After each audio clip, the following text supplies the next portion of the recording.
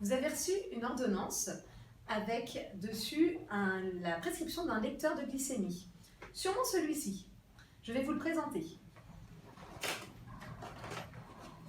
Dedans, vous avez ce lecteur, des bandelettes et un autopiqueur. Mais vous avez aussi également, dans une boîte à côté, cet autopiqueur qu'on utilisera. Avant tout, de faire sa glycémie, il y a des précautions standards. Nous vous demanderons de vous laver les mains à l'eau et au savon avant chaque test avec votre lecteur. Pourquoi au savon? Parce qu'une solution hydroalcoolique est très bien pour les bactéries, cependant ça n'enlève peut-être pas tous les dépôts de sucre que vous avez sur la peau. Donc bien laver, bien rincer et bien essuyer. S'il reste une goutte d'eau, ça peut peut-être diluer le sang que vous allez avoir ensuite.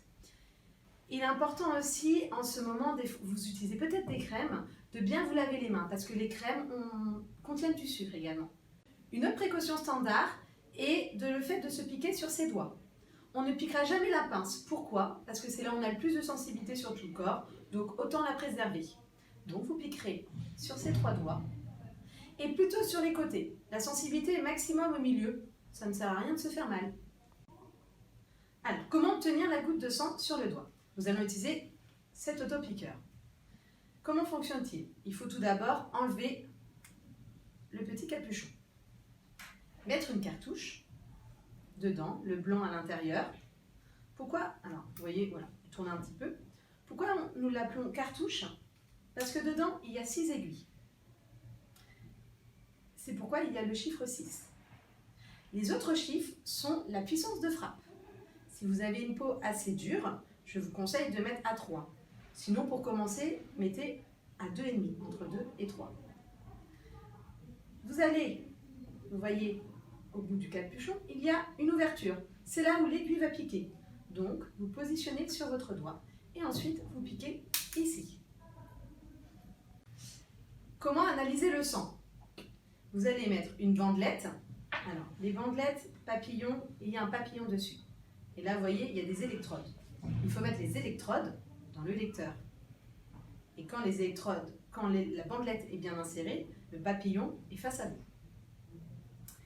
Il suffit juste de mettre la bandelette, le lecteur s'allume et indique qu'il souhaite une goutte de sang. Donc, il est prêt à fonctionner. Vous prenez votre autopiqueur, vous le déposez sur le doigt, vous piquez. Le sang vient par ici. Donc, pour obtenir la goutte de sang, il faut juste appuyer. On doit être rouge. Et la goutte de sang apparaîtra. Vous prenez le lecteur dans votre main. Et là, vous déposez la goutte. Alors, vous allez mettre sur la goutte les petits points noirs. Vous allez voir, il y a un petit pic. Vous posez dessus. Ça va aspirer le sang.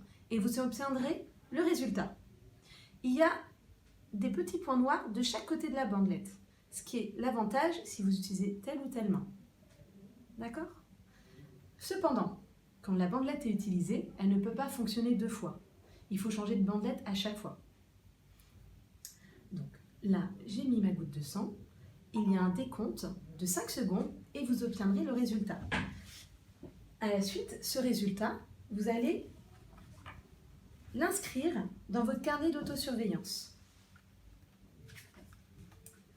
Le carnet d'autosurveillance est fait que vous puissiez mettre votre résultat avant repas et 2 heures après le repas. J'insiste. Pour que cela fonctionne, il faut que la bandelette soit dans le lecteur. Si vous mettez la goutte de sang et ensuite la bandelette dans le lecteur, ça ne fonctionnera pas. Il faut mettre la bandelette, attendre qu'il fonctionne et appliquer la goutte de sang. Une bandelette est à usage unique, ainsi que l'aiguille. Vous ne pouvez pas utiliser 2 fois la même aiguille. Soit, là je l'ai fait, et ensuite vous pourrez faire ceci. Tac, tac. On obtient 5. Il vous reste 5 aiguilles. Vu que vous allez devoir faire des glycémies avant repas et 2 heures après le repas, il y a 3 repas par jour, votre recharge fait la journée. À la fin de la journée, donc vous voyez, on passe comme ça à chaque fois, vous allez avoir cette petite résistance qui vous dit que les aiguilles sont toutes utilisées. Vous enlevez le capuchon, vous retirez, et là il y a une petite marque rouge qui indique qu'elles sont utilisées et vous les jetez dans le conteneur à aiguilles. ainsi que la bandelette avec du sang dessus. Vous le jetez dans le conteneur à aiguille. Si votre glycémie est supérieure aux objectifs, nous allons vous proposer, vous conseiller de nous contacter. Alors, dans quel cas? Si vous obtenez 3 glycémies supérieures aux objectifs, c'est dans ce cas qu'il faut nous contacter. Le plus intéressant, et si c'est supérieur, dans une des colonnes. Je m'explique. Si à chaque fois, avant le repas du petit déjeuner, vous êtes supérieur, il est peut-être intéressant qu'on règle ce problème-là. Si vous êtes supérieur une fois, un petit peu, n'importe quand, nous allons y réfléchir. Je vous propose que les glycémies post-repas, c'est-à-dire 2 heures après votre repas, si elles sont supérieures à un 20, de noter ce que vous avez mangé, afin de voir si ce n'est pas l'alimentation qui pêche. Nous avons souvent cette question.